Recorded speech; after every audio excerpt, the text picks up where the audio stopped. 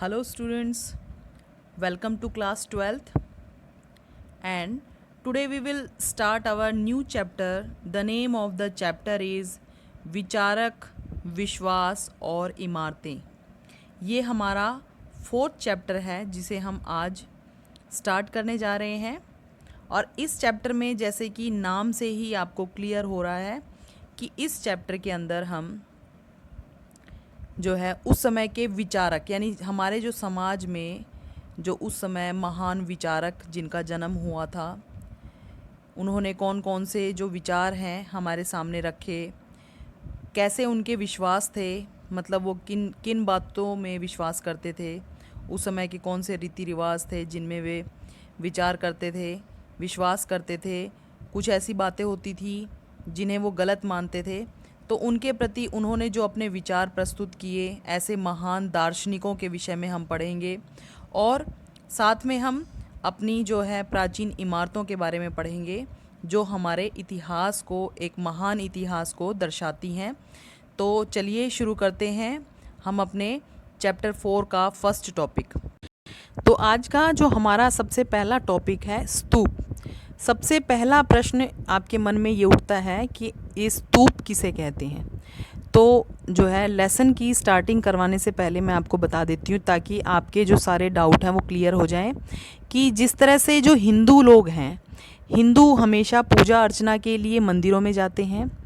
जो मुस्लिम होते हैं ये पूजा अर्चना के लिए या अपने अल्लाह की जो है इबादत करने के लिए मस्जिदों में जाते हैं। सिख लोग गुरुद्वारे में जाते हैं और ईसाई लोग जो है चर्च में जाते हैं। इसी तरह आपको पता है हमारे देश में इन 4 धर्मों के अलावा 2 धर्म और हैं, जो बौद्ध धर्म और हम उसको जो जैन धर्म है, ये 2 धर्म और हैं। तो जो बौद्ध और जो जैनी लोग हैं, ये इनकी जो पूजा अर्चना का स्थल स्तूप हैं। ये स्तूपों में जो है इनके जो स्तूप हैं वो धार्मिक स्थल हैं। धार्मिक स्थलों को स्तूप कहते हैं। वहाँ जा कर के ये पूजा अर्चना करते हैं। तो इस जो है परिभाषा से आपको क्लियर हो गया होगा स्तूप किसे कहते हैं। वैसे मैं आपको बता दूं कि जो स्तूप का शाब्दिक अर्थ है वो किसी वस्तु का ढेर है। वस्तु का ढेर, जैसे स्तूप का विकास ही संभवतः मतलब किस तरह से हुआ है कि मिट्टी के ऐसे चबूतरे से हुआ है। यानी ये एक मिट्टी का ऐसा ढेर है जिसका निर्माण कैसे हुआ है, मृतक की चिता के ऊपर। जैसे मान लो कोई चिता जलाई जाती है या किसी जैसे हम आपने देखा होगा कि कई बार क्या करते हैं कुछ जो महान लोग होते हैं या कुछ ऐसे जो अपनी यादगार बनाने के लिए कुछ व्यक्तियों के ऊपर जैसे क्या करते हैं कि जब चिता जलने के बाद उनकी अस्थियां हैं या उनकी जो है चिता की राख है उसको कहीं एक जगह पर दफना करके उसके ऊपर उसकी समाधि बना देते हैं। तो समाधि से समझ लीजिएगा स्तूप भी इसी तरह के होते हैं कि जैसे कोई मृतक है उसकी चिता के ऊपर अथवा मृतक की चुनी हुई जो अस्थियां हैं, अस्थियों आदि को रख करके उसके ऊपर बनाया गया मिट्टी का बहुत बड़ा टीला। तो मैं बता देती हूँ, देखो गौतम बुद्ध के जीवन की जो प्रमुख घटनाओं, जन्म संबंधी, धर्म जो चक्र प्रवर्तन तथा निर्वाण से संबंधित स्थान पर ही स्तूप बने गए हैं। यानी कि जो ये जो स्तूप का संबंध है, ये जो बौद्ध धर्म हमारे भगवान बुद्ध हुए हैं उनके जीवन से संबंधित जो सभी घटनाएं हैं ऐसी जगह पे ये स्तूप मिले हैं। जैसे मान लीजिए जो स्तूप होते हैं, स्तूप के अंदर जैसे भगवान बुद्ध हैं, जब इन्होंने निर्वाण प्राप्त कर लिया था तो इनकी जो इनकी इस्तेमाल की जो वस्तुएं थी या जो इनके जो अवशेष, जो भी इनके शरीर त्यागने के बाद जो भी अवशेष थे, तो उनको दफना करके उसके ऊपर ये जो स्तूप बनाए गए हैं। और ये स्तूप कहाँ कहाँ बने हैं, ये उन स्थानों पर बने हैं जहाँ जो स्थान जो भगवान बुद्ध से संबंधित थे, यानी कि जहाँ पर उनका जन्म हुआ था या जहाँ पर उन्होंने अपनी जीवन की जो है प्रमुख जो समय है उनको व्यतीत किया था, जीवन का जो विशेष समय है, या जहाँ पर उन्होंने अपने धर्म प्रचार के लिए जहाँ जहाँ वो रुके थे या जहाँ जा कर के उन्होंने लोगों को अपने धर्म से संबंधित जो है शिक्षाओं को बताने के लिए उन लोगों को संबोधित किया था, या जिस स्थान पर उन्होंने जो है जैसे उन्होंने ये जहाँ पर उन्होंने तपस्या की थी, या जहाँ पर उन्होंने जो निर्वाण यानी कि ज्ञान प्राप्त करने के बाद जब उन्होंने शरीर का, देह को जब उन्होंने त्यागा था, तो उन स्थानों पर ये स्तूप बनाए गए थे। तो ये स्तूप हैं जो बहुत ज़्यादा महत्व रखते हैं, क्योंकि ये सारे के सारे सभी जो हैं भगवान बुद्ध के जीवन से संबंधित हैं। तो आगे देखिए, जो सांची का जो स्तूप है, देखिए जो सांची का स्तूप है, अगर हम इसे देखें तो ये जो है बहुत ज़्यादा महत्व रखते हैं। कैसे? ये सांची का स्तूप है कहाँ पे? देखिए, सांची का स्तूप भोपाल में जो एक जगह का नाम है, जो सांची है ये स्तूप का नाम नहीं है, ये एक जगह का नाम है जो कि भोपाल में है, मध्य प्रदेश में स्थित है ये। तो ये जो स्थान है, यहाँ पर जो स्तूप है ये बहुत प्राचीन स्तूप है जो कि अपनी सुंदरता के लिए बहुत ज़्यादा प्रसिद्ध है। सांची का स्तूप आप अगर कभी जाएं तो लोग यानी दूर दूर से जो पर्यटक आते हैं इन्हें देखने के लिए, ये इनकी जो भव्यता को देखते ही मतलब इनकी भव्यता बनती है, तो बहुत सुंदर देखने में लगते हैं। ये देखिए नेक्स्ट पॉइंट, सांची का जो ये है प्राचीन स्तूप है, महान सम्राट द्वारा बनाया गया था। जो हमने पिछले अध्याय में भी पढ़ा था कि जो सम्राट अशोक थे, इन्होंने कलिंग विजय के बाद जब कलिंग का युद्ध इन्होंने लड़ा, उसमें विजय तो इनको प्राप्त हो गई थी, लेकिन जो जन हानि को देखते हुए इन्होंने युद्धों को बिल्कुल मतलब आजीवन त्याग दिया था कि भाई अपने जीवन काल में ये दोबारा युद्ध नहीं करेंगे, और इन्होंने बौद्ध धर्म को धारण कर लिया। क्योंकि इनका जो है बौद्ध धर्म में बहुत ज़्यादा इनकी आस्था थी, तो इन्होंने इसके लिए बहुत दूर दूर जा कर के इनका जो है बौद्ध धर्म का प्रचार प्रसार भी किया, स्वयं भी इसे धारण किया, और बहुत सारे जो स्तूप हैं उन्हें भी इन्होंने बनवाया। तो सांची का जो ये प्राचीनतम स्तूप है, ये महान सम्राट अशोक ने बनवाया था। इस स्तूप का जो निर्माण कार्य है वो 3री शताब्दी में शुरू हुआ था। तो ये देख लिए। इसके बाद जो हमारा टॉपिक है नेक्स्ट, सांची के जो स्तूप हैं उनको संरक्षण, ये हमारा जो नेक्स्ट विषय है, ये टॉपिक है हमारा नेक्स्ट। ये देखिए कि सांची के स्तूप को संरक्षण किस प्रकार से दिया और किसने दिया। देखिए, ये देखिए 19वीं सदी में जो यूरोपियंस थे उन्होंने जो सांची के स्तूप को लेकर के बड़ी दिलचस्पी दिखाई। मतलब वे ये जो, क्योंकि ये हमारी जो है प्राचीन इमारतें थी, तो उन्हें जब हमारे देश पर यूरोपियंस का, जैसे जो अंग्रेज़ों का, फ्रांसीसियों का जब हमारे देश पर अधिकार था, हम उनके ग़ुलाम थे, तो उस समय इन्होंने जो है इन स्तूपों में बड़ी दिलचस्पी दिखाई, क्योंकि ये उन्हें बेहद ही सुंदर और आकर्षक लगते थे। तो फ्रांस के लोगों ने सांची के पूर्व तोरण द्वार मैं आपको बता देती हूँ। तोरण द्वार कैसे होते हैं, देखिए मैंने आपको बताया है कि स्तूप कैसे होते हैं। उसके चारों ओर जो है ऐसे, मतलब ये ऐसे ऐसे करके जो है तोरण द्वार होते थे, और इनके ऊपर जो है इस धर्म की जो शिक्षाएं लिखी होती थी, यानी कि ये जो द्वार हैं ये बड़े ही सुंदर दिखाई देते थे। इनके ऊपर जो है इनकी शिक्षाएं लिखी होती थी, और जो है भगवान बुद्ध के जीवन से संबंधित कुछ घटनाएं लिखी होती थी। तो ये तोरण द्वार फ्रांसीसियों को बहुत ज़्यादा आकर्षक लगे, और वे इन्हें फ्रांस ले जा कर के अपने संग्रहालय में प्रदर्शित करना चाहते थे। तो इन्होंने इनको यहाँ से ले जाने के लिए शाहजहाँ की बेगम से जो है इजाज़त मांगी। तो इसके बाद देखिए कि ऐसी ही जो कोशिश थी वो अंग्रेज़ों ने, यानी कि फ्रांसीसियों ने भी की थी, साथ में जो अंग्रेज़ ब्रिटेन से थे। देखिए दोनों ही हमारे लिए अंग्रेज़ थे, लेकिन जो फ्रांसीसी और जो ब्रिटेन हैं ये दोनों मतलब अलग अलग थे। ब्रिटिश थे जो, जिन्होंने बाद तक जो हमारे देश पर शासन किया। ब्रिटिशों ने भी ये कोशिश की थी, इससे पहले फ्रांसीसियों ने ऐसी कोशिश की थी, लेकिन जो बेगम थी यानी शाहजहाँ की बेगम थी, उन्होंने ऐसा नहीं चाहा, क्योंकि वो नहीं चाहती थी कि सांची का जो स्तूप है इसका तोरण द्वार है जो कहीं जाए। तो उन्होंने क्या किया, अंग्रेज़ों को और फ्रांसीसियों को बेहद सावधानी पूर्ण तरीके से जो है एक मतलब जो प्लास्टर प्रकृति, यानी कि एक डुप्लीकेट ऐसी सेम टू सेम दिखने में, मतलब ऐसे ही लगते थे जैसे कि वो भी तोरण द्वार है, एक उसका डुप्लीकेट बनाकर थमा दिया, जिसे लेकर के वे मतलब फ्रांसीसी बहुत संतुष्ट हुए और वो मतलब उसे अपने देश ले गए। और इतनी सावधानी से उन्होंने, इतनी चालाकी से जो है अपने जो देश की ये धरोहर है इसको संभाल कर रख दिया। तो इस तरह से हम कह सकते हैं कि जो बेगम भोपाल की जो बेगमें थी, इन्होंने स्तूपों के संरक्षण में बहुत ज़्यादा योगदान दिया। शाहजहाँ की जो बेगम थी और जो सुल्तान जहाँ जो बेगम थी, उन दोनों ने ही जो स्तूपों के संरक्षण में बहुत सारे कार्य किए। इसके रख रखाव के लिए उन्होंने बहुत सारे जो है अनुदान दिए और जो है संग्रहालय बनाने के लिए भी दान दिए। यानी जो जो चीज़ें मतलब सुरक्षित रख लंबे समय तक सुरक्षित रखने के लिए संग्रहालय वगैरह बनवाए गए, तो उसमें भी उन्होंने काफ़ी चीज़ें जो है काफ़ी धन लगाया, बहुत मतलब दान दान वगैरह दिए। तो देखिए जॉन मार्शल जो थे, आपको मैंने पहले ही बता रखा था, एक महान इतिहासकार थे। इन्होंने बहुत सारी पुस्तकें लिखी थी जिसमें उन्होंने जो है इन बेगमों के द्वारा दिए गए दान और इनके द्वारा किए गए महान कामों के बारे में चर्चा की है।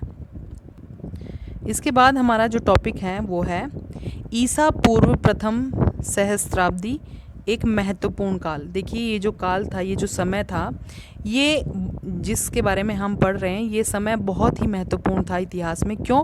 क्योंकि ये समय जो था, ये उन महान चिंतकों के उदय का समय था। यानी कि हमारे देश में या आसपास के जो क्षेत्रों में या आसपास के देशों में ऐसे महान विचारक, ऐसे दार्शनिक पैदा हुए थे जिन्होंने समाज के स्वरूप को जो है नया रूप दिया और अपने विचारों को प्रस्तुत किया। उन्होंने मतलब एक जो है अपने नए विचार जो समाज के सामने रखे। उन जो चिंतकों में, जैसे मैं उदाहरण के लिए बताती हूँ, भगवान बुद्ध थे, महावीर थे।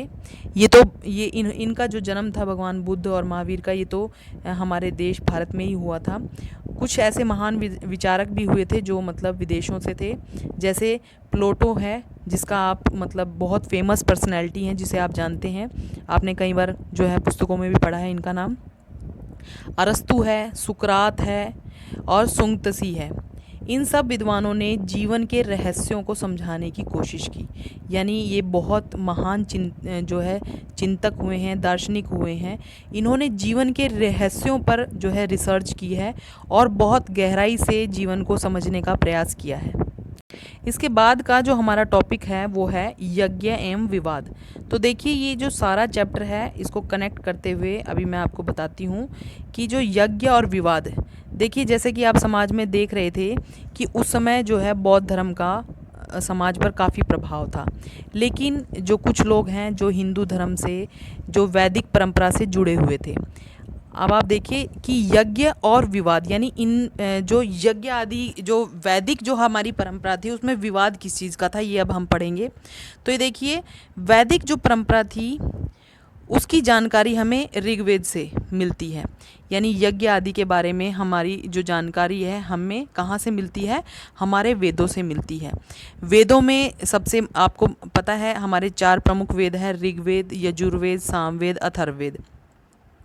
और जो ऋग्वेद है वो सबसे प्राचीनतम वेद है। इसमें हमें अग्निदेव, इंद्रदेव, सोमदेव, ये सभी देवी देवताओं के विषय में बताया गया है। इनकी शक्तियों के बारे में, इनकी पूजा अर्चना के बारे में जो तौर तरीके हैं वो हमें बताए गए हैं। यज्ञ आदि के बारे में बताया गया है, ठीक है ना। उस समय जो लोग थे वो यज्ञ आदि किस लिए करते थे? जैसे अपने परिवार में, अपने मवेशियों में, अपनी औलाद में, बच्चों में जो है सुख समृद्धि के लिए ये प्रार्थना करते थे। शुरू में जो ये यज्ञ हैं वो सामूहिक होते थे, यानी कि जो समाज के सभी लोग, सभी वर्ग मिल कर के करते थे। लेकिन बाद में धीरे धीरे जो है सभी लोग सेपरेट करने लगे। यानी कि घर का कोई मुखिया होता था, सब अपने अपने घरों में यज्ञ आदि करने लगे। तो आपने 2 तरह के जो यज्ञों के बारे में इतिहास में भी पढ़ा होगा, राजसूय यज्ञ और अश्वमेध यज्ञ। इनके जो नाम हैं काफ़ी फेमस हैं, ये आपने इनके बारे में पढ़ा होगा। तो उस समय जो प्रचलन में ऐसे ऐसे यज्ञ होते थे। अश्वमेध यज्ञ के विषय में आपने रामायण में भी पढ़ा था, क्योंकि श्री राम ने एक बार ऐसा ही यज्ञ किया था।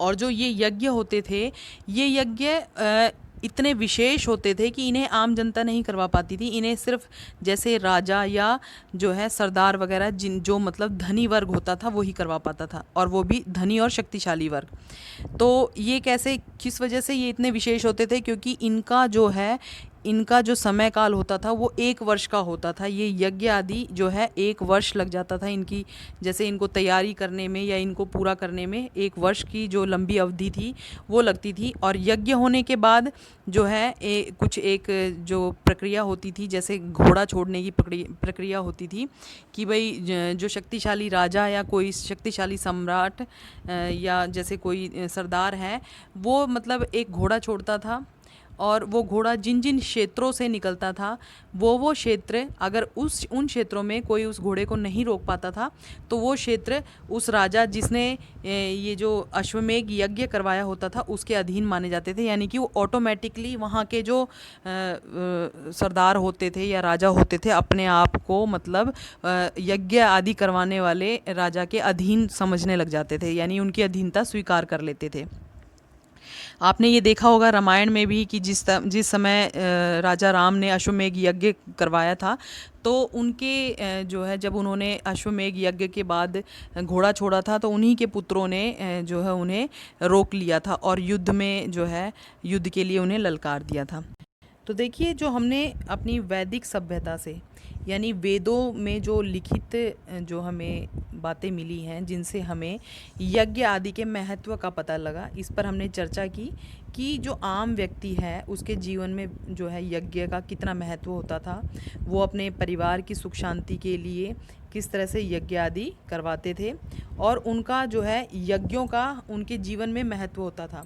तो देखिए नेक्स्ट पॉइंट में क्या है कि वाद यानी वाद विवाद क्या था, तो मतलब मुद्दा क्या था, मतलब असली जो झगड़ा है वो क्या था कि उस समय समाज में जो है बौद्ध धर्म या जैन धर्म का भी प्रचार प्रसार हो रहा था। तो महावीर जी थे जो और भगवान बुद्ध थे जो इन दोनों ने जो है यज्ञ आदि पर सवाल उठाए कि ये यज्ञ है व्यर्थ के कर्मकांड हैं और ये जो है बेफजूल की चीज़ें हैं, इनका जो है समाज में कोई भी स्थान नहीं होना चाहिए, ये व्यर्थ का दिखावा है। और उनका मानना था कि असली जो शिक्षक होता है वो कौन होता है, जो स्थान स्थान पर घूम करके अपने ज्ञान को जो है ज्ञान का प्रचार प्रसार करे, लोगों को जागरूक करे, ना कि जो हवन पूजन सामग्री यानी व्यर्थ के कर्मकांड करके लोगों को और ज़्यादा भ्रमित करें। तो जो जैन धर्म और बौद्ध धर्म के जो शिक्षक होते थे वो क्या होते थे, वे लोगों में वो जो है लोगों के नज़दीक जा कर के, लोगों के पास जा कर के, लोगों के समूहों में जा कर के तर्क वितर्क करते थे, यानी किसी भी विषय पर चर्चा करते थे।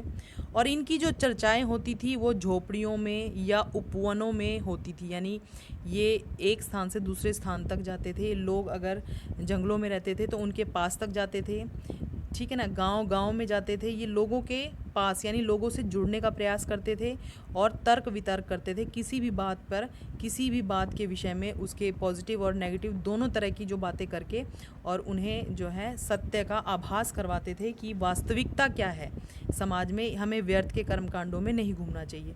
तो ऐसे उपवनों में जो है घुमक्कड़ी मनीषी भी ठहरते थे और उनसे जब इनका वाद विवाद होता था तो वो इतने ज़्यादा प्रभावित होते थे कि अंत में इन शिक्षकों के अनुयायी बन जाते थे। तो समझ में आ गया आपको असली वाद विवाद क्या था, यानी समाज में जो उस समय वैदिक परंपराएं जो प्रचलन में थी, जो हमारे वेदों में, ये नहीं है कि सारी बातें गलत थी, लेकिन जो है हमारा जो समाज है उसमें बहुत सारी ऐसी कुछ विषमताएं भी थी, कुछ ऐसी कुरीतियां भी थी जिन्हें जो है समाज के जो व्यक्ति हैं मजबूर होते थे मानने के लिए। तो जो ये दो धर्म थे, जैन और बौद्ध धर्म थे, इनके जो संस्थापक थे, इनके जो महान विचारक थे, उन्होंने जो है आम जनता को व्यर्थ के कर्मकांडों में ना फंसने के लिए प्रेरित किया और अपने जो है धर्म की शिक्षाओं का प्रचार प्रसार किया। तो ये सारे पॉइंट्स आपको बिल्कुल अच्छी तरह से क्लियर हो गए होंगे। ये चैप्टर बहुत ही इंटरेस्टिंग है, अगर आप इस वीडियो को ध्यान से देखेंगे तो ये आपको अच्छी तरह से चैप्टर क्लियर हो जाएगा और आपने ये वीडियो बार बार देखनी है। Thank you, have a nice day.